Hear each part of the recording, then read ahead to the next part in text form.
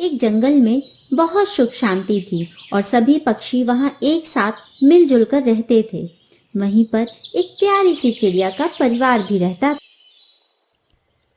शीनू, जग्गू, कहाँ हो तुम लोग? बस हर वक्त मस्ती करते रहते हो। मुझे पीले पहाड़ों पर बेर लेने जाना है। मुझे देर हो रही है, जल्दी आओ। माँ, हम लोग तो यही हैं। आप तो बिना बात के ही डांटती रहती हैं। माँ, क्या बेर लेने हम लोग चले जाएं? आप घर पर दूसरे काम कर लो। नहीं, पीले पहाड़ों तक का रास्ता कठिन है। शिकारी पक्षी तुम्हें नुकसान पहुंचा सकते हैं। नहीं, तुम लोग घर पर ही रहो। मैं अभी बेर लेकर आती हूँ। माँ, आप परेशान ना हो। हम लोग बहुत सावधानी से जाएंगे और बेर लेकर जल्दी वापस आ जाएंगे और सुनहरी चिड़िया मौसी से मिलकर आएंगे। उनसे मिले बहुत दिन हो गए हैं। माँ, हम लोग ये सब चीजें कब सीखेंगे? अच्छा ठीक है, आराम से जाना और अपना और जग्गू का ध्यान रखना। और कोई भी समस्या हो तो सोच समझकर ही निर्णय लेना। यदि किसी कारणवश दोनों बिछड़ जाना तो दोनों लोग पीले पहाड़ पर मिलना। माँ की आज्ञा पाकर जागू और शीनू पीले पहाड़ों की तरफ उड़ चलते हैं। सुनहरी चिड़ियों से मिलने के लिए वे बहुत ज्यादा उत्सुक होते हैं और पहली बार घर से बाहर अकेले निकले होते हैं।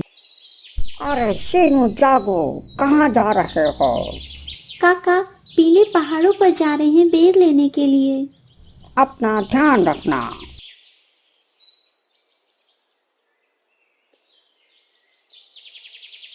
चलो दीदी, रेस लगाते हैं।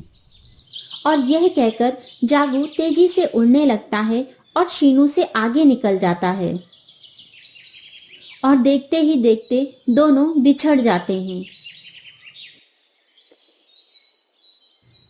जागू, कहाँ हो तुम? सामने आओ, शैतानी मत करो।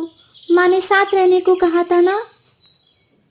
परंतु बहुत देर तक आवाज लगाने व ढूंढने के बाद भी जब जागू नहीं मिलता है तो वे समझ जाती है कि वे लोग बिछड़ गए हैं और शीनू को अपनी माँ की बातें याद आती हैं। यदि किसी कारणवश दोनों बिछड़ जाना तो दोनों लोग पीले पहाड़ पर मिलना। और पीले पहाड़ की तरफ उड़ जाती हैं। तभी पीछू बाज की नजर जागू पर पड़ती है और वे भोजन को देखकर बहुत खुश हो जाता है। क्या बात है, आज तो किस्मत खुल गई। भोजन खुद ही इधर चला आ रहा है। वाह, मजा आ गया। तभी पीछू बाज जागू को अपने पंजों में जकड़ लेता है और एक पेड़ की डाली पर बैठ जाता है।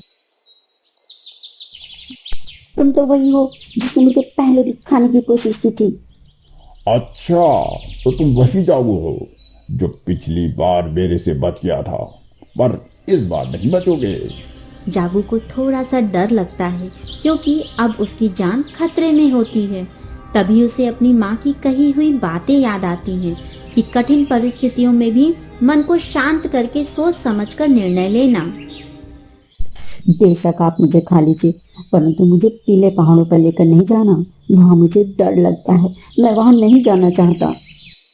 पिछली बार तुम बच गए थे, परंतु इस बार मैं तुम्हें नहीं छोड़ूंगा और तुम्हें पीले पहाड़ों पर ले जाकर ही खाऊंगा जहां पर तुम्हें डर लगता है, ताकि मरने के बाद भी तुम मुझसे डरो। हा हा हा हा हा हा। और पीछू बाज जागू को पंजे में दबाकर पीले पहाड़ की तरफ उड़ जाता है और उधर शीनू पहले से ही पीले पहाड़ पर पहुंच चुकी होती है। अरे शीनू, क्या हुआ? तुम अकेले यहाँ पर? सब ठीक है ना? नहीं मौसी, मैं और जागू आपसे मिलने और पेड़ों को तोड़ने यहाँ पर आ रहे थे, परंतु रास्ते में जागू कहीं खो गया है और मिल नहीं रहा है।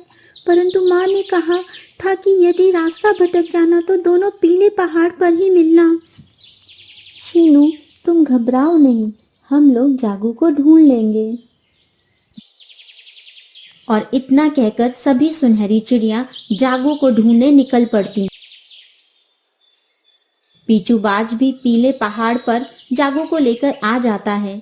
जागू की नजर सुनहरी चिड़ियों पर पड़ती है और बचाओ बचाओ, मैं यहाँ हूँ।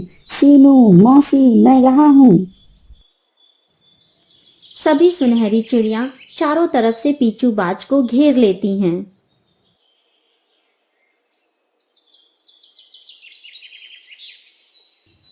तुम्हें पता है, इस पीले पहाड़ पर सिर्फ सुनहरी चिड़िया ही रहती हैं। तुम यहाँ नहीं आ सकते। जागू को छोड़ दो, नहीं तो अच्छा नहीं होगा। पूरे जंगल में कोई भी मुझे कहीं भी आने जाने से नहीं रोक सकता। तुम क्या रोकोगे? जंगल के कानून के अनुसार यहाँ पर कोई भी शिकारी पक्षी नहीं आ सकता है। यदि तुम हमारी बात नहीं मानोगे तो ये ठीक नहीं होगा। अब पीचू बाज समझ जाता है कि यह जागू की एक चाल थी और उसने एक बार फिर से पीचू बाज को मूर्ख बनाया है। मैं इस बार जागू तेरी बातों में आ गया और तेरी जान बच गई, परंतु अगली बार मैं तुझे खा लूंगा और तू मेरा कुछ भी नहीं कर पाएगा। मेरी नजर तुझ पर ही रहेगी, मैं तेरा शिकार करते ही रहूंगा। और ये कहकर पीचू बाज वहां से चला जाता है। सीनू दीदी, मुझे माफ कर दीजिए। मुझे रेस नहीं लगानी चाहिए थी और मुझे साथ में ही रहना चाहिए था। कोई नहीं भाई, ऐसे ही तो सीखोगे।